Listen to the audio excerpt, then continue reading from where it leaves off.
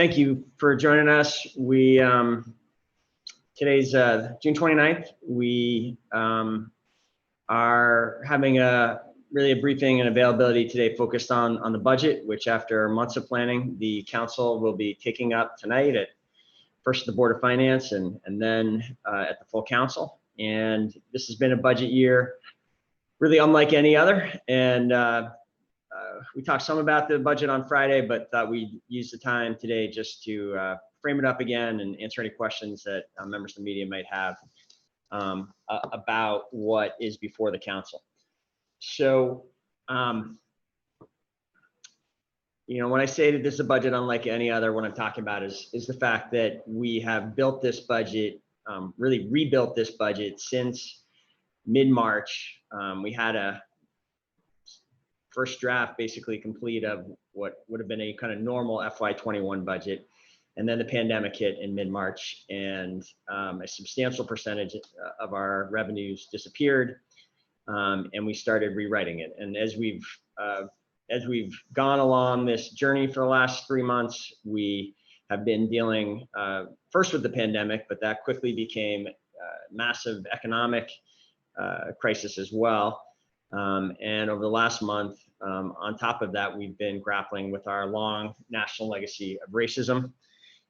There's a backdrop to this whole thing as well, of course, that the climate crisis continues, and it's something we're very focused on making progress on. And on top of all that, we are grappling with all these issues at a time of really unprecedented failure of leadership from the federal level, from the president. And this has been hard.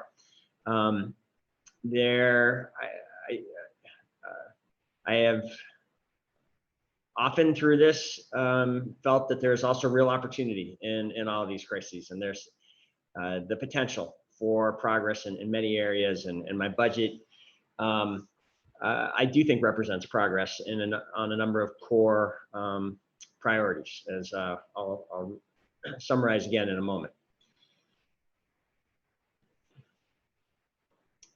In sum, I would certainly feel that this has been the most challenging of all the 9 budgets that I've submitted to the council. In a very real way, when we get it done, and we have to get it done over the next couple of days here, I think in a real way it will be the budget I'm proudest of as well. In a sense, this is a budget that has been many years in the making. We would not be able to submit a budget that gets done everything that this budget gets done had we not done the hard work of putting the city's finances in order, of resolving the Burlington telecom crisis, of building up a very large rainy day fund. And the fact that we have done all of that, have completed all of that before we began this, is really what has made it possible to submit the budget that is before the council today.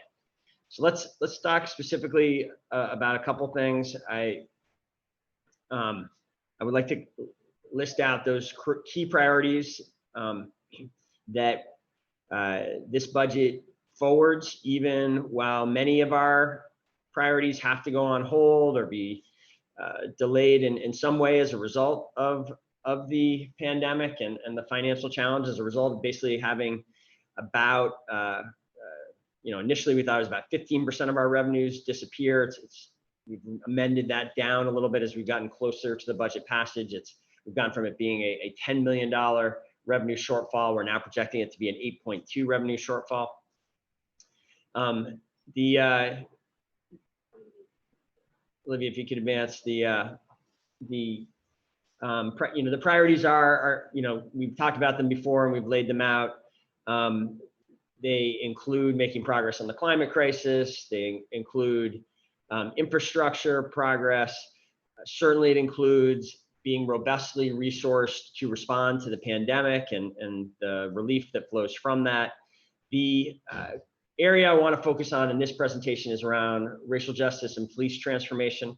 I said back in April, as we were just getting into the early weeks of this rewrite of the budget, that we would not be deferring our focus on racial justice, that we would make progress this year in significant ways.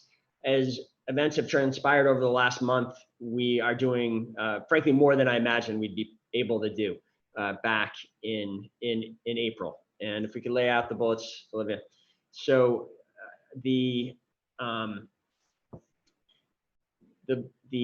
budget resolutions that were released on Friday do two big things that were less clear in the prior way in the June 15th budget release. And so I do want to, I know some members of media, we talked about this on Friday, but I want to restate it here. There is now in the budget resolutions, in the budget, a new $1 million fund dedicated to racial justice. And in this updated resolution, in the resolution submitted Friday, that fund is fully funded as soon as the budget is passed. Earlier in the discussions and before completing some of the analysis and revenue updates that we've done over the last couple of weeks, I had projected that as a $300,000 to $1 million fund. In the end, what I was able to submit to the council kind of cleans that up, makes it simpler, and it is a fully funded $1 million fund as soon as the budget is passed. That is a fund entirely for racial equity, racial justice work. In addition, there is a separate fund created by this budget, a $250,000 fund dedicated to public safety transformation. It is out of that fund that we would have resources to join with other partners and expand programs such as street outreach and perhaps first call, these social services that have the potential to defray some of the responsibilities, to share some of the responsibilities that the Burlington Police Department now it has to respond to with other agencies. This $250,000 fund is also a source for paying for the full operational and functional assessment of the police department that has been discussed a lot in recent weeks. So I just want to conclude and then open up the questions here by making really clear where I stand on the topic of changes to the police department, of public safety transformation. I hope my record speaks for itself that since 2015, this is an administration that has believed that police reform is necessary. I was very influenced by President Obama's 21st Century Policing Task Force, and we have made a lot of changes, big changes since the spring of 2015. And I've also always been consistent that there's more to do. And I am open, as I believe our chiefs are, to further significant changes. There may well be areas that we can develop real alternatives to the way we police today. This work, though, is not easy. It is detailed. It takes planning. It takes study. It takes new investment to build up alternative capacities in order to get it right. And again, as I just said a moment ago, this budget before the council creates the resources to do that. There's a $250,000 in there to do that work and to jumpstart that work, launch it. While we do that work, I want to reiterate, I've said this many times in the past, I want to reiterate it here, even as we explore ways to change the way in which we police and to ensure that to the greatest degree possible, the way we police is consistent with our community values. I think it would be a real mistake to lose sight of the fact that we have a very good police department. We have officers at the BPD who put themselves at risk day in and day out for this community. And it's important that as we have this discussion, we continue to show and signal and really articulate our support for the men and women of the Burlington Police Department.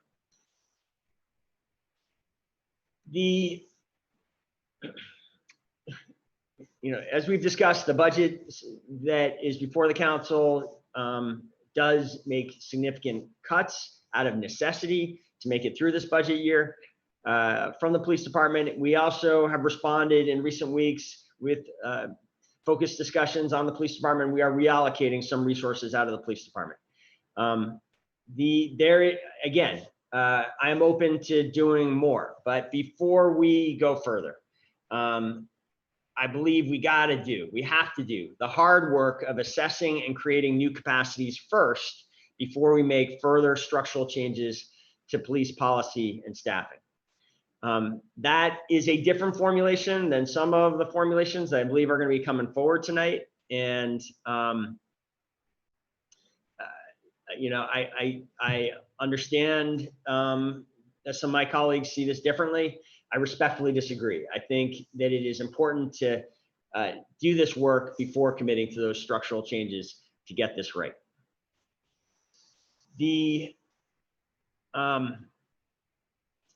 one detail that in conversations over the weekend, it became clear that had not been fully considered in the desire to, in some of the proposals that would reduce the EPD staffing further, is that we have essentially an emergency staffing provision in our contract with the BPOA.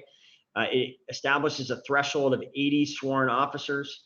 And if we fall below that figure, today we're at about 90, we are at 90. If we fall below to 80 or below, we would trigger this provision of the contract that would put the whole department essentially on a different footing, and would have, from my perspective, and the impact of requiring, of forcing the city to pull back from assignments and commitments that the community has consistently supported in recent years, and focused assignments like the domestic violence prevention officer. It would have us pull back from the foot patrols that have marked the, I think, improvements to our policing since in recent years. And it would make it harder for police officers to have relationships and know the communities they're responsible for protecting. So I think it's important that we don't trigger that. That is why in the budget resolution that we put forward, we introduced the concept of a floor of 85 officers. I understand and basically agree with the desire of my colleagues to do a full operational assessment and to get that done before making, before refilling positions.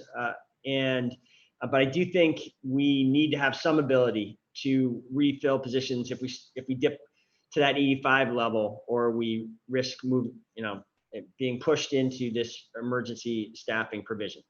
I fully support the functional assessment. In fact, that's really what I called for a year ago when we were setting up this special policing committee. I thought it was critical at the time and advocated strongly for the hiring of an independent professional that would be trusted by all the different stakeholders in this discussion to help guide those discussions. I thought it was unfortunate that we didn't do that to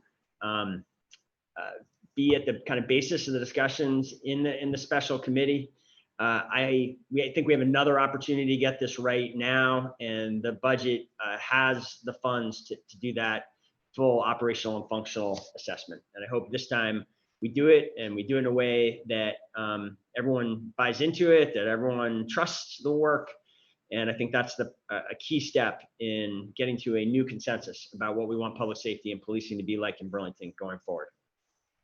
I think that is, that's it, right? So with that, we've got a camera here in the mayor's office. Do you have any questions about that or anything else before we go to the online questions?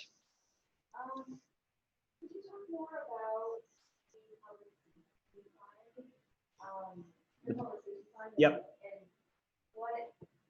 what the plan is for that going forward? And given that if officers are taken away from that certain sector, what's the plan as far as that fund? Great. So just so everyone online can hear, the question here in the mayor's office is for some more detail about this public safety transformation fund and how it will work, what kind of investments will be made out of that, and how that could potentially over time work to replace officers. Is that good characterization? So I see a number of specific things that we would invest in quickly upon passage of this fund.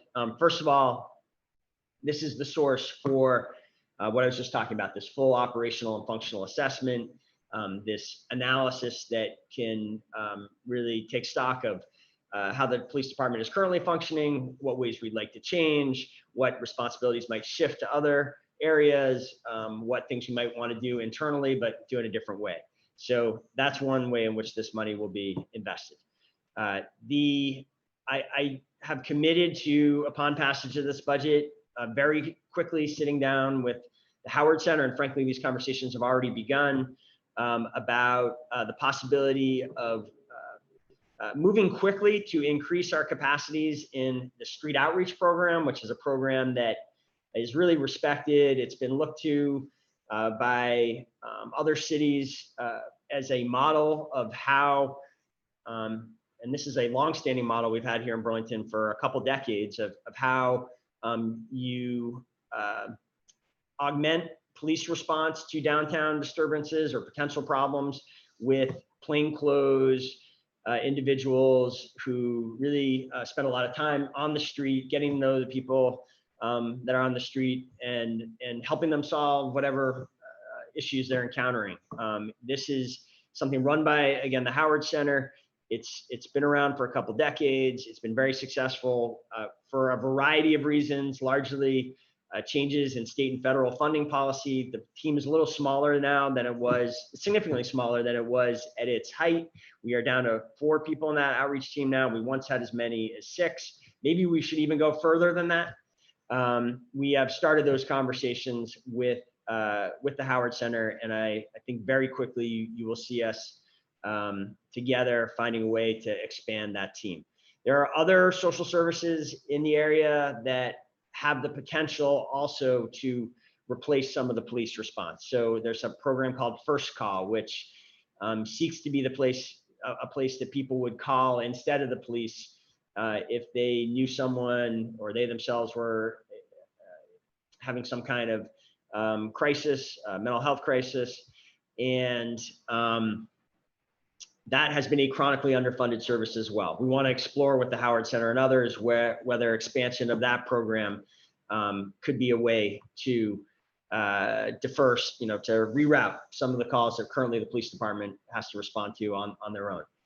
Beyond that, there's some very interesting models, and I want to compliment, again, Councilor Franklin Paulino has really been a leader on this on the council, pointing out that other cities have increasingly, there's some very interesting models of police departments embedding within the police department social workers to be part of a joint response in certain situations. There's some people have speculated about a kind of the opposite of that. I'm not sure there are examples of this, but could police departments be embedded within other agencies to help that the other agents be the primary response, but to have some safety backup while doing that?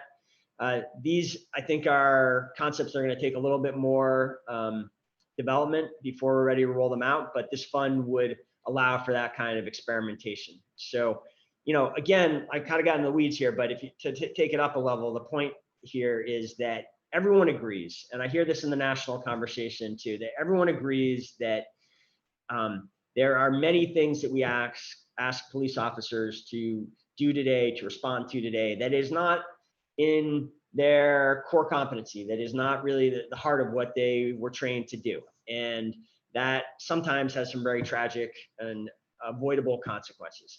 And so is there, and it takes a lot of time and effort from the police department that is expensive and that maybe could be avoided. And everyone is, I think all the stakeholders I have heard from are interested in this conversation. This fund, very substantial fund, gives us the tools, the resources to really respond to that possible area of consensus and try to quickly explore it and see if that can be operationalized and lead to possibly a reduction in the size of the police department in future budget years. Anything else here? Or sorry, I'm going to go back to, okay, great. Olivia, are there any more questions coming in online? Great, yes. Our first question is from Aiden Quigley at VT Digger. Aiden, you should be able to speak now. Yeah, thanks. So if this resolution on policing today is passed by the council, are you planning on vetoing it?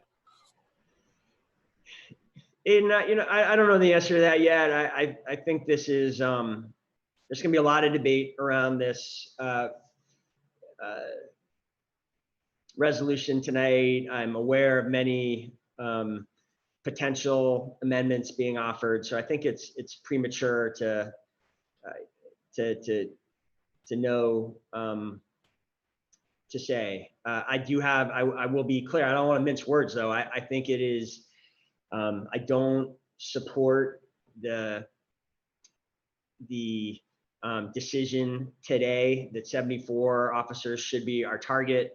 I understand and I'm aware of the analyses behind those numbers, and I think that those are important data points to consider. But I think to establish the right new target, if we're going to move off of the 105 that has been the policy for 3-4 years now, or the 100 that was in place for a long time before that, I think that is a big decision as a community, and we should make that decision deliberately and with the same kind of care and vetting that we generally here in Burlington have brought to all of our major government decisions. This is something we should exercise our due diligence on first before committing to. So I think there's some real risks to setting the target first. One of them is what I laid out there, that it could push us into this emergency staffing posture. I do have concerns setting the target before doing the work. I'm concerned about that message that it sends to our officers, and that we may lose promising younger officers, promising officers from the department as a result of establishing that target. I think this sets up the possibility that we will no longer be able to respond to, and I don't want to be alarmist about this. It's not going to happen overnight. There will be, I think, future decision points if the council chooses to go this way. I don't think this is a decision that is inalterable. And I think as we come up to future thresholds, if we do set this target, I think we're going to have to make this decision again and again as we kind of head this direction, which I think is sort of unfortunate too, that this target would essentially set up the need to I think debate this again and again each time we're getting to kind of a new threshold between the 90 we are now down to the 74, and as we have to pull back from current responsibilities, as we have to start saying no to the people that call us from various neighborhoods about disturbances in their neighborhood, these quality of life calls that Burlingtonians really expect the police to respond to. At a certain point in the attrition from 90 down to 74, we're not going to be able to do those calls anymore. And I think we should debate that and discuss it before we commit to that. We are not going to be able to respond to disturbances in the downtown, or certainly make the kind of proactive work if we get all the way down to this level. So I'm definitely concerned about it. I hope we have a good, robust debate about it as this resolution comes forward. And I think there's still a number of decisions the council could make that would mitigate those concerns I just listed.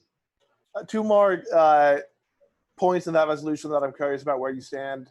Yeah. One is the SRO eliminate, ending that MOU, and then number two is having the police commission, a simple majority, have approval over the chief's disciplinary decisions. I'm wondering where you stand on those two topics. Yeah. Thanks, Aiden. So on the SROs, I think, first of all, I want to acknowledge and really appreciate the advocates who have really shifted the debate on this issue. This issue has moved a long way in several weeks. And I think we now have a situation where both the school board is committed to a thorough review of this policy before continuing it, before making a kind of medium long-term decision to commit it. I think that's consistent with what I called for a couple weeks ago now. And I think that would be an orderly way to either change or reaffirm or wind down this this policy, this program. And my sense is that maybe that there's ongoing conversations right now. I'm not sure where the council is going to end up here. You know, as I've articulated before, the city works hard to try to be a good partner to the school district. The leadership of the school district has committed to this process now. I would be comfortable with continuing to work with them as they have requested. If the council decides that we want to act faster than that, you know, I would understand that and not have a lot, you know, frankly, I wouldn't have a big problem with that either. I think clearly this is a program that our understanding, you know, as a result of the hard work of the advocates has shifted in recent weeks, and either of those outcomes I could be supportive of. The other question was about so my understanding is about the changing the way in which the police commission weighs in on disciplinary decisions. Currently, here's the status quo. The status quo in recent years has been that the department, the chief, has brought all disciplinary decisions to the police commission and consulted with them before making a disciplinary decision. And that really is a shift from prior years where my understanding is that did not happen consistently. There is actually, as I understand it, before the police commission now, a proposed policy that would codify that practice in the policy. The draft, the resolution circulated by Councilor Hightower on Friday would basically initially called for that to change and for the police commission to immediately have the authority to essentially approve or set their own disciplinary decisions. My understanding is, today, Councilor Hightower and her co-sponsors have changed that, recognizing that in order to do that, you need to go through a charter change process. So that I support. I support sending this to a charter change process and really doing the kind of committee work that it takes to establish a new policy. I think there should be a change to our current situation where discipline is entirely set by the chief. I find that provision of the charter to create a kind of unusual, it's a bit of an oddity in our charter. It's a layer of insulation between the chief's decision-making there and elected officials that is unique within our charter.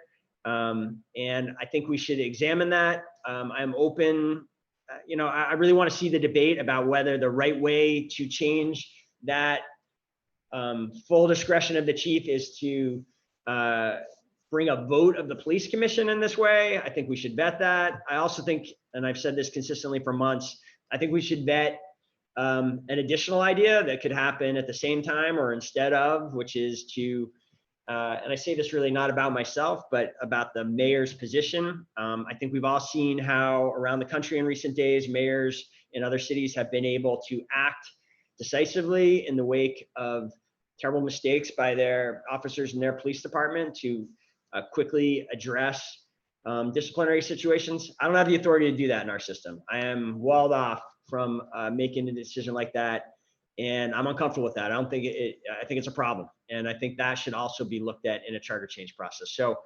that was a long response, Hayden, to your question, but to boil it down, I fully support a charter change review of the way in which discipline is solely the discretion of the chiefs currently. And I think there should be a number of ideas on the table in that review. Thanks. Our next question is from Ross at NBC5. Ross, I'm not sure if you're here on the Zoom stream. If you are, could you use the raise hand function in Zoom to raise your hand, and then I can enable your microphone? You are here. Great.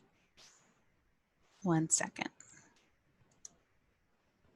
Okay, Ross, you should be able to go ahead. Hi there. Can everybody hear me okay?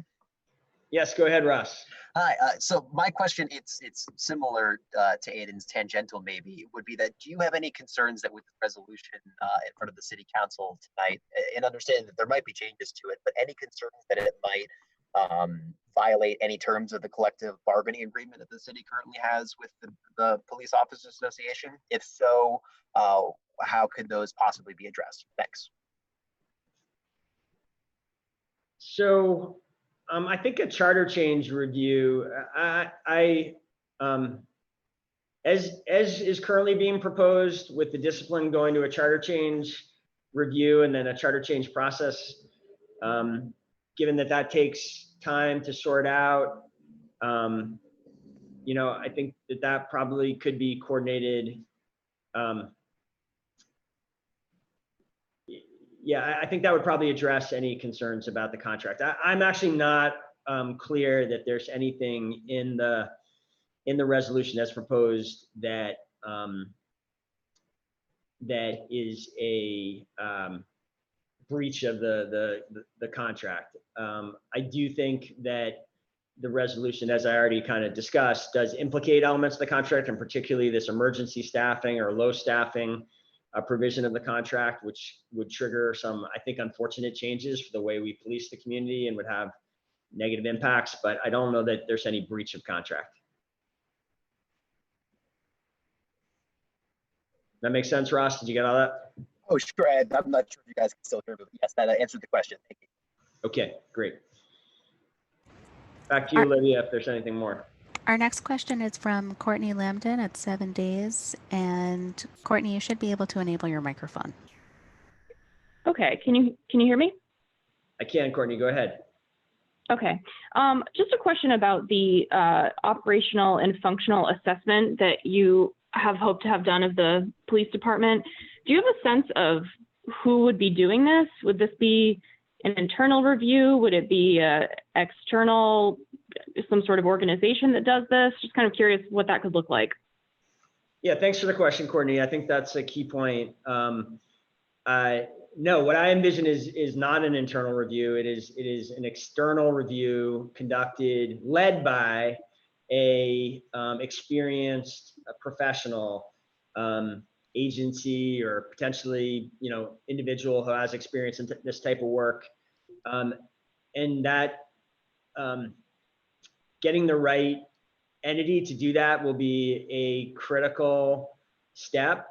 What we talked about a year ago was getting an organization like, and I'm not saying necessarily it would be this organization, but this is what I was and am thinking, an organization like the Policing Project, an organization that has experience working in communities where their policing, for one reason or another, has become controversial, where there are very different opinions about where a department should go, and that there's a broad sense that there needs to be some change. My sense is, you know, that there are these organizations out there that, you know, first of all, I always like hiring people for things that they've done before. I think having that, you know, experience working through a challenging situation, like I think, you know, this exercise presents, an organization that's experienced with that is helpful. An organization that has shown itself to be trustworthy to kind of the full range of stakeholders that I think need to be part of this decision making if we're truly going to get to a new consensus as a community. You know, those stakeholders including BIPOC communities, including nonprofit agencies that are being asked to take up new responsibilities, stakeholders that include both residents that are dissatisfied with the current level of police work, as well as those that really value what the police bring to the table, which, you know, we have that range here in this community.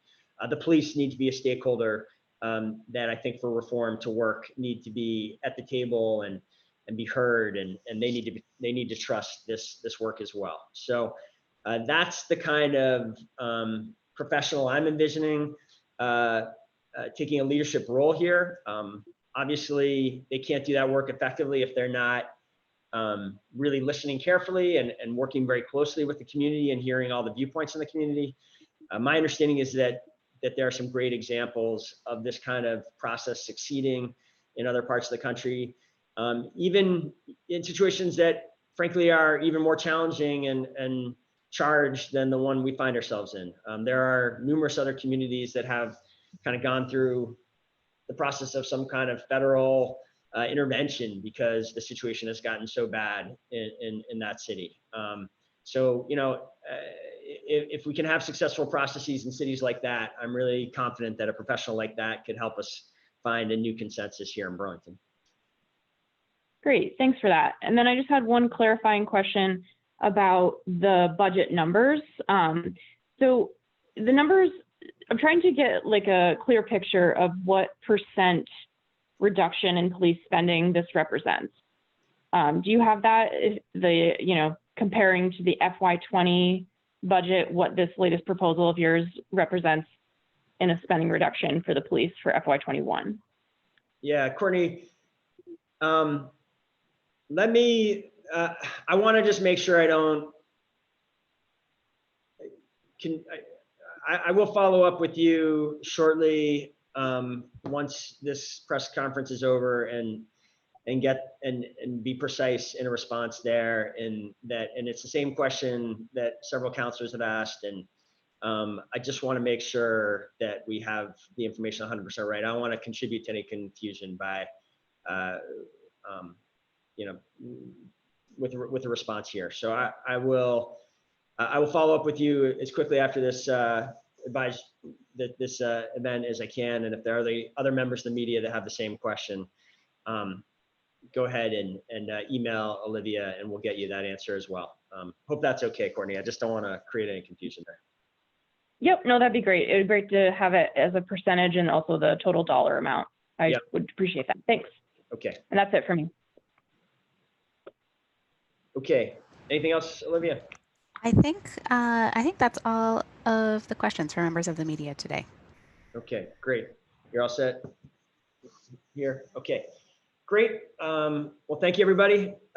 We will see. We'll be back on another Zoom call at. I think the Board of Finance is starting. Help me out here, Olivia. We're starting at 5 or 5:30 tonight. 5:30. So a little less than 2 hours back on Zoom. All right, very good. We'll see many of you then. And thank you all for tuning in. Thank you for being here in the mayor's office. And we'll see you all soon. We are planning, I will say, a pretty full Wednesday briefing. We'll be back talking about, hopefully we'll be, the budget needs to be complete by then, and we'll be shifting our attention back to the COVID-19 pandemic and a variety of city initiatives related to that. I think we'll plan on having Dr. Leffler on as well. So we'll see many on Wednesday too. Till then, take care.